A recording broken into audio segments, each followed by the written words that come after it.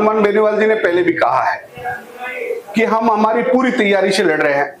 बेहतर गुजरों के सीने पर गोली चलाई गई भारतीय जनता पार्टी के नेताओं द्वारा, तो यही हनुमान बेनीवाल था। भारतीय उसका वीडियो बनाया जाता, रेप किया जाता है, कौन लड़ रहा है? पुलिस थाने में जाने पर पीड़िता की एफआईआर दर्ज नहीं हुई, कौन लड़ाई लड़ा? हनुमान बेनीवाल लड़ाई लड़ रहा। मुझे याद है 2000 जब लंपी जैसी महामारी आई राजस्थान के अंदर, गाय सड़क पे तड़प रही थी, तो राजस्थान का एक लोकसभा मेंबर था जिसने चिल्ला चिल्ला के।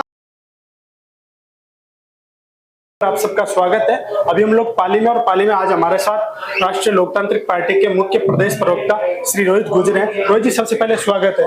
सर नमस्कार। सर, क्या कुछ 2023 को लेकर चुनाव की तैयारी चल रही है पार्टी की?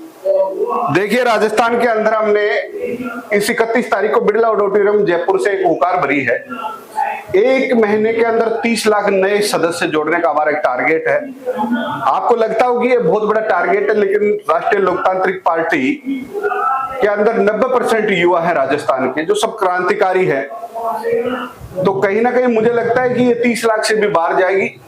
रोज शाम को हमारी एक जूम ऐप पे पूरे प्रदेश की एक मीटिंग होती है, और उसमें हमारी जो आईटी की टीम है उसका भी मुख्य सदस्य होता है, वो बैठता है, हमें बताता है कि आज कितने नए मेंबर हमने जोड़े, पूरे प्रदेश से कितने मेंबर जुड़े।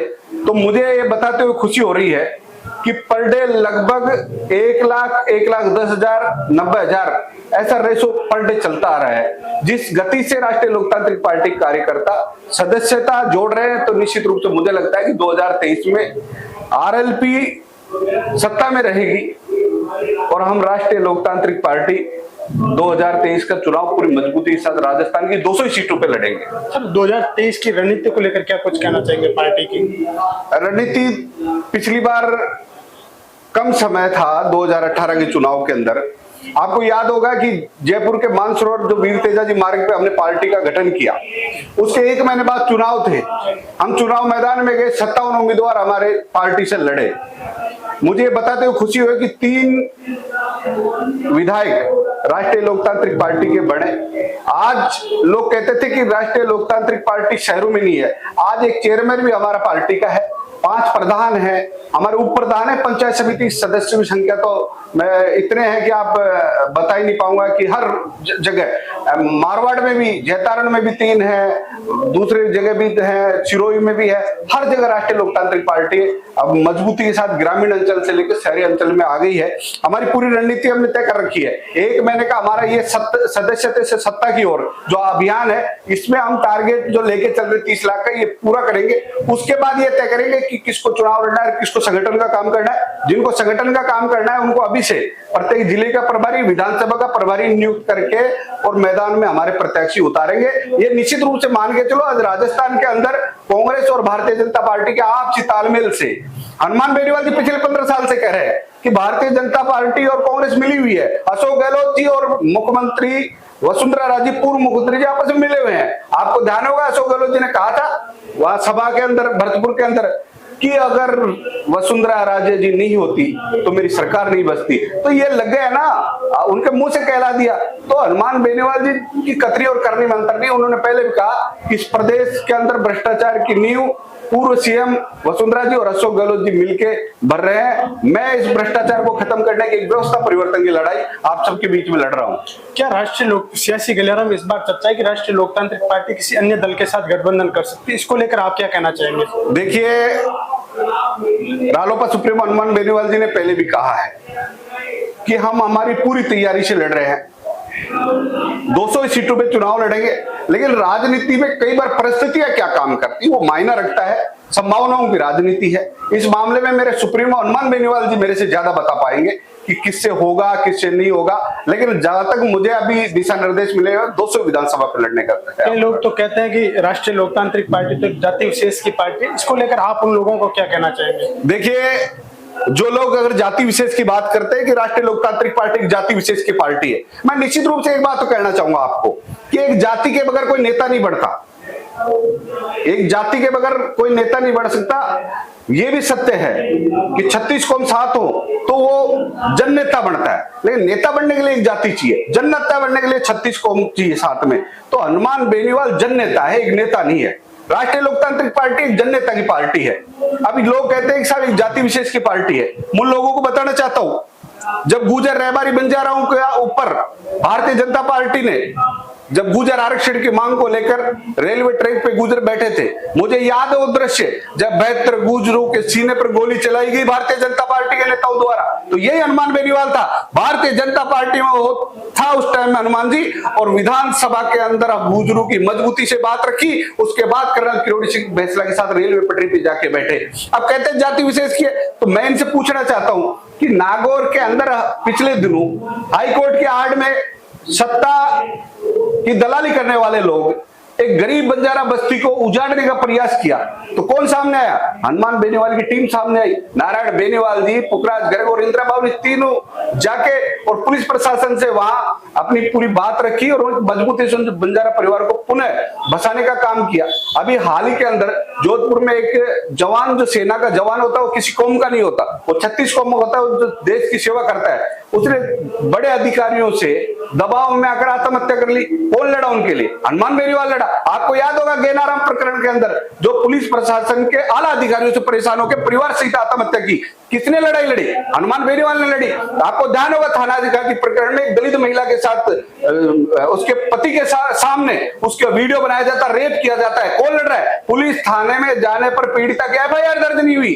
कौन लड़ाई लड़ा? हनुमान बेनीवाल लड़ाई लड़ रहा। मुझे याद है 2 साल रेलवे ट्रैक जाम किया किरोड़ीलाल मीणा जी के साथ में, वो अलग बात है, कोई साथ में सामूहिक कोई भी आ सकता है। आज भी हनुमान बेनीवाल के खिलाफ रेलवे का मुकदमा दर्ज है और उसमें चालान भी अशोक गहलोत सरकार और केंद्र सरकार मिलकर उसमें चालान भी पेश करवाने का प्रयास है। वो अलग, हमें न्यायपालिका पर पूरा भरोसा है, आम जन की आवाज उठा रहे हैं। मैं आपको इतने उदाहरण बता सकता हूं हनुमान बेनीवाल जी के संघर्ष के 36 कौम के लिए। यहाँ अपने आज जिस जिले में बैठा हूं पाली, या जितेंद्र मेघवाल प्रकरण हुआ था, मटकी प्रकरण, आपको ध्यान होगा हनुमान बेनीवाल जी पूरी सेना को अपने तमाम क्रांतिकारी साथियों साथ लेके आए थे यहाँ पर, उसके न्याय के लिए लड़ाई लड़ी थी।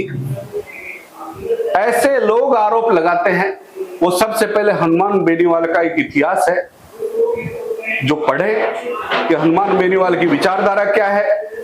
गो भक्ति का नाम लेकर, गायों का नाम लेकर राजनीति करने वाले लोग, मुझे ध्यान है मीडिया के तमाम साथियों को पता होगा कि लोकसभा के अंदर 24 भारतीय जनता पार्टी के सांसद हैं।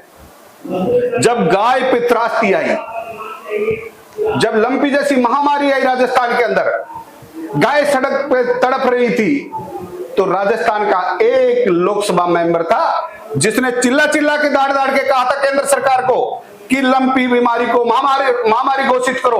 राजस्थान के बाड़मेर से शुरू हुई है, धीरे धीरे बाड़मेर, जोधपुर, पाली, सिरोही होते हुए पूर्वी राजस्थान की तरफ बढ़ रही है। तो ये पहला सांसद है जिसने मांग की थी, और इनकी मांग के उपरांत केंद्र सरकार ने 5 लोगों की कमेटी बना के राजस्थान में भेजी। कौन है भारतीय जनता पार्टी के लोग गाय का नाम लेने वाले? अगर ये गाय का नाम लेते तो हमारा इतिहास जानो। हमारे पूर्व देवनारायण भगवान और तेजाजी ने गाय को बचाने के लिए 1000 साल पहले अपने प्राणों को आहुति दे दी। ये हमें सर्टिफिकेट देंगे कि गाय की रक्षा कौन करेगा? अगर गाय का असली गोरक्षक है तो वो है किसान। किसान की कोई जाति नहीं होती, गुर्जर, मेणा, जाट सभी आते हैं, कुमार, प्रजापति, विश्वकर्मा, सारे जो भी है, वो जो किसान है वो असली गोरक्षक है। ये फर्जी को भगते हैं कि घरों में किसी गाय नहीं बंधी हुई। गाय का नाम लेकर राजनीति करने वालों का लंबा भविष्य नहीं है। जी, राजस्थान में लगातार गैंगरेप की घटना रही, चाहे वो जेएनयू के ओल्ड कैंपस की और कुछ दिनों पूर्व भीलवाड़ा की जो घटना है, उसको लेकर एक बतौर पार्टी के प्रदेश प्रवक्ता क्या कहना चाहेंगे आप? देखिए, भीलवाड़ा का जो प्रकरण है, तो ऐसा प्रकरण तो राजस्थान के इतिहास में मुझे नहीं लगता कभी हुआ। पिछले 5 दिन से पीड़ित परिवार कोटड़ी थाना के सामने बैठा है। दुर्भाग्य राजस्थान के गृह मंत्री का जो अशोक गहलोत जी हैं, धृतराष्ट्र की भूमिका में बैठे हुए हैं। इनके विधायक के बेटे गैंगरेप में शामिल हैं। अगर एक हो तो मान ले, एक नहीं 5-5। बाबूलाल बैरवा कल गिरफ्तार हुआ, उसका भतीजा। उससे पहले जोरीलाल मीणा, उसका बेटा। महेश जोशी के बेटे पर अशोक गहलोत जी की कृपा रही, उसको बचा लिया गया। हालांकि वो चल रहा है, अभी मुकदमा उसमें अनुसंधान चल रहा है, लेकिन कहीं ना कहीं अशोक गहलोत की महेश जोशी पे मेहरबानी, उसको बचा लिया गया। भीलवाड़ा प्रकरण हो, जोधपुर प्रकरण हो, थानागाजी प्रकरण हो, मैं कहना चाहता हूं कि अशोक गहलोत जी गृह मंत्री हैं, उनको नैतिकता के आधार पर इस्तीफा उनको देना चाहिए। इतने बड़े प्रकरण के अंदर, बीकानेर के अंदर एक बालिका को थाने में ले जाके रेप कर दिया। तो मुझे लगता है कि राजस्थान में लॉ एंड ऑर्डर बराबर है नहीं और मुख्यमंत्री अशोक गहलोत को नैतिकता के आधार पर मुख्यमंत्री इस्तीफा देना चाहिए। रोहित जी, राजस्थान सरकार के विकास पूर्व मंत्री राजेंद्र गुड़ा लगातार लाल डायरी के खुलासे कर रहे हैं, इसको लेकर आप क्या कुछ कहना चाहेंगे? देखिए, लाल डायरी में तो भारतीय जनता पार्टी के नेता भी नपेंगे, मैं आपको बता दूं। अगर लाल डायरी प्रकरण की बात करें तो उसमें कांग्रेस का हिसाब नहीं है, उसमें आरसीए का हिसाब के अलावा राज्यसभा चुनाव में कितने भारतीय जनता पार्टी के एमएलए को खरीद पर, वो भी बात आपके सामने आएगी। राजेंद्र गुड़ा की एक अपनी अलग राजनीति है, उसके बारे में कोई ज्यादा टिप्पणी नहीं करना चाहूंगा, उनका एक अलग मामला है।